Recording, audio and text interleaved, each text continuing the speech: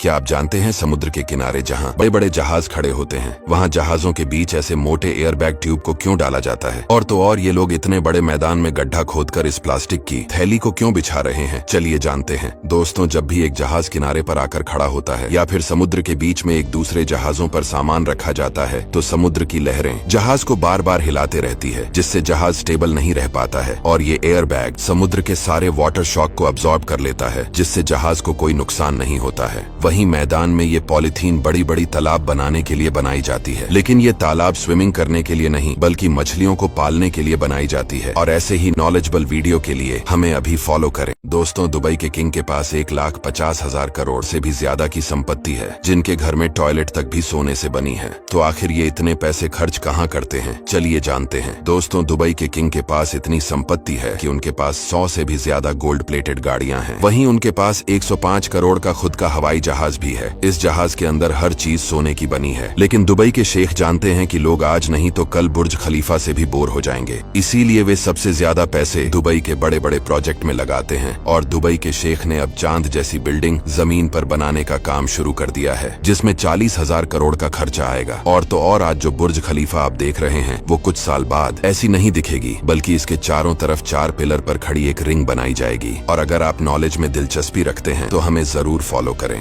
क्या आप जानते हैं दुनिया का सबसे बड़ा जेसीबी एक आम जेसीबी से 10 गुना बड़ा है, जिसके सामने एक इंसान भी छोटा सा नजर आता है। लेकिन ये सबसे बड़ी जेसीबी आखिर क्या काम करती है और इतनी बड़ी मशीन को कैसे चलाया जाता है? चलिए जानते हैं। दोस्तों, जहां एक आम जेसीबी का वजन 7 टन होता है, तो वहीं दुनिया की सबसे बड़ी जेसीबी का वजन 1000 टन से भी ज्यादा है, जिसमें 2000 हाथियों के बराबर ताकत है। और इस जेसीबी का नाम बुकरेस RH400 है। ये मशीन इतनी बड़ी और भारी है कि इसके चलने से सड़क भी टूट जाती है, जो एक बार में 65 फीट गहरा गड्ढा खोद सकती है। इसीलिए इसका इस्तेमाल कोयले खदानों और बड़ी बड़ी फैक्ट्रियों में किया जाता है। वहीं इसके लोडर हैंड के निचले हिस्से को खोलकर भी सामान को खाली किया जा सकता है। इसे आम जेसीबी की तरह भी कंट्रोल किया जा सकता है और इसे ऑटोमेटिक रिमोट के द्वारा भी कंट्रोल किया जा सकता है। और अगर आप नॉलेज में दिलचस्पी रखते हैं तो हमें अभी फॉलो करें। क्या आप जानते हैं चीन ने टेक्नोलॉजी में जापान जैसे देश को भी पीछे छोड़ दिया है, क्योंकि जहां भारत और दूसरे देशों में खेती इंसानों द्वारा की जाती है, वहीं चीन में ये काम रोबोट द्वारा किया जाता है। जितना काम एक इंसान एक दिन में करता है, उतना काम ये रोबोट कुछ ही घंटे में कर देता है। और जहां भारत और अन्य देशों में होटल्स में इंसान वेटर्स होते हैं, वहीं चीन और जापान में रोबोट ही वेटर का काम करते हैं। ये रोबोट खुद से ही लोगों को खाना देते हैं। और तो और यहाँ टॉयलेट्स को भी रोबोट ही साफ करते हैं। और चीन में आपको पहाड़ों पर चढ़ने के लिए कोई मेहनत भी नहीं करनी पड़ती है, क्योंकि यहाँ पहाड़ों पर ऑटोमेटिक एस्केलेटर सीढ़ियां लगी होती है। और अगर आप नॉलेज में दिलचस्पी रखते हैं तो हमें अभी फॉलो करें।